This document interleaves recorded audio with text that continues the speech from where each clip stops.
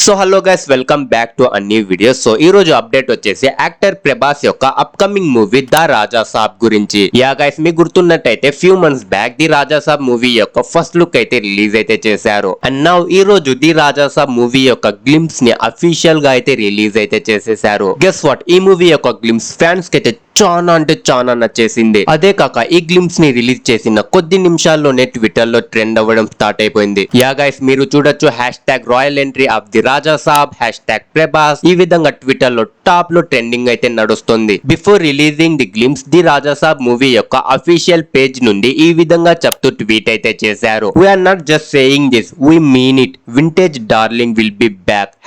#Prabhas, #the Raja Saab. Trust me guys, వీళ్ళు exact గా చెప్పినట్టే చేశారు.